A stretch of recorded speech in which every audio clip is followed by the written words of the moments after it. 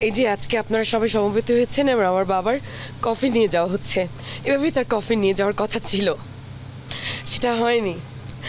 আবার কিন্তু জিনিসটি ঘটেছে, আপনারা সবাই দেখছেন, আপনারা সাক্ষী। আল্লাহর কাছে হাজার হাজার শুকরিয়া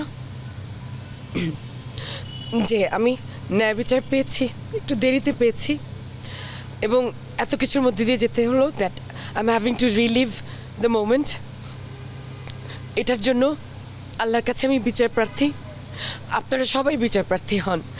যে অন্যায় হয়েছে আমাদের সাথে 15টা বছর, এবং যেভাবে করে একটা মেয়ে বাবার লাশ বুকে নিয়ে পালিয়ে যেতে হয়, এবং যেভাবে করে বাবার লাশ আবার তুলে প্রমাণ করতে হয় যে এটা আমার বাবা। আল্লাহ যেন এইসবের মধ্যে দিয়ে কোনো একমাত্র কলিজার টুকরো মেয়েকে আর না যাওয়ায় বাংলাদেশের এই কলঙ্কিত ইতিহাস যেন একেবারে মুছে যায়। আপনারা সবাই প্রতিজ্ঞা করুন, দোয়া করুন। আমি আপনাদের সবার কাছে কৃতজ্ঞ। আজকে আপনারা ইতিহাসের সাক্ষী হয়ে আছেন এবং সাক্ষী ইতিহাসে স্বর্ণাক্ষরে এগুলো লিখে রাখার জন্য আমার সাথে সামিল হয়েছেন। আমাদের যেন এই অধ্যায়টা রিপিটেড না হয়, আমাদের জন্য দোয়া করবেন। আর যারা আমাকে সহায়তা করেছেন তাদের কাছে আমি অসংখ্য অসংখ্য কৃতজ্ঞতা জানাই। আমি এখন আব্বুকে নিয়ে যাচ্ছি এবং ওখানে আব্বুকে শাহ ঈদগাহ ময়দানে সবাই সিলেটবাসী সমবেত হয়ে দোয়া করে বিদায় দেবে কানাইঘাটের পথে। কানাইঘাট যেখানে সে, যেটা তার মাতৃভূমি, যেখানে তার শেষ ইচ্ছা ছিল সে কানাইঘাটের সন্তান, সে কানাইঘাটের মাটিতে শায়িত হবে, সেটা পূরণ হবে। কানাইঘাটের মানুষরা কাঁধে করে তাকে নিয়ে যাবে, সে তার সব বক্তৃতার মধ্যে এটা বলতো এবং সেটা হবে এবং তাকে শায়িত করা হবে এবং কানাইঘাটের মানুষ আবার দোয়াতে সামিল হবে। আপনারা প্লিজ সবাই আসবেন এবং আপনারা সবাই দেখবেন, দেশবাসী দেখবে তার যে প্রাপ্য সম্মান মর্যাদা সেটা সে পাচ্ছে। তাকে 15টা বছর ধরে তার নামে যথেচ্ছাচারিতা করে একটা মানুষকে একটা ভিন্ন রূপে প্রেজেন্ট করে আজকে যে সে ন্যায় বিচারটা পাচ্ছে, আল্লাহ যে সুবিচারটা দিয়েছেন সেটা প্রমাণ করে যে সে এক নেক বান্দা ছিল। 15টা বছর সে নিজেকে আল্লাহর রাস্তায় সঁপে দিয়েছিল। আমি আপনাদের সবার কাছে কৃতজ্ঞ। আমি দেশের নতুন সরকার ব্যবস্থার কাছে কৃতজ্ঞ, যে বাচ্চাগুলো জান দিয়েছে, প্রাণ দিয়েছে, প্রাণ দিয়ে এই মুক্ত দেশ এনেছে, তাদের কাছে আমি কৃতজ্ঞ। তাদের পরিবারের কাছে আমি কৃতজ্ঞ। তাদের সাথে আমার সহমর্মিতা। পারিবারিক অবস্থানটি ঠিক ওখানে রক্ষণাবেক্ষণের অভাবে এটাকেই ছিল এবং আব্বু খুব আদরের এতিমখানাটি ছিল, ওখানে আব্বু দাফন হচ্ছে। জি, এটাই কোর্টের অর্ডারও তাই আছে।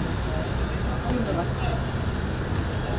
ধন্যবাদ। আমি করে ফেলার চেষ্টা করবো, উইল ট্রাই আওয়ার বেস্ট। একটু সামনে থাক। এবং কালকে দুপুরের মধ্যে শাহ ঈদগাতে জোহরের নামাজের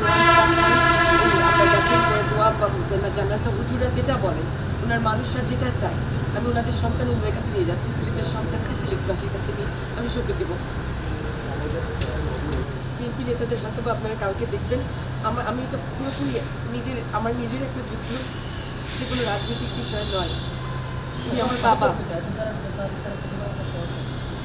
জি, আপনারা তাদেরকে জিজ্ঞেস করুন, তাদের সাথে তারা আমাকে সিলেট থেকে আমাকে অনবরত তারা টেলিফোন করছেন, আমার খোঁজ নিচ্ছেন সিলেটের নেতারা।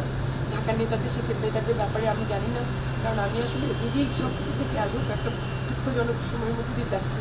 সবার সাথে কথা বলার মতো অবস্থাও আমার নেই। দেখানো যায়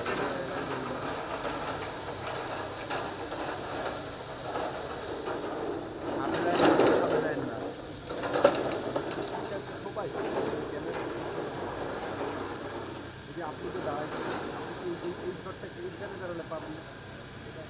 এই যে একজন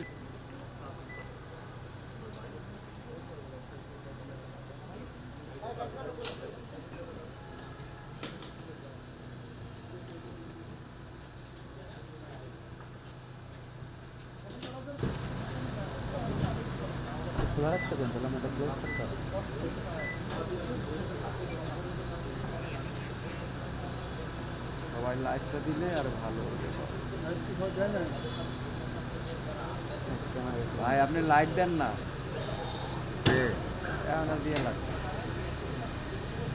কোম্পানির নিষেধ আছে।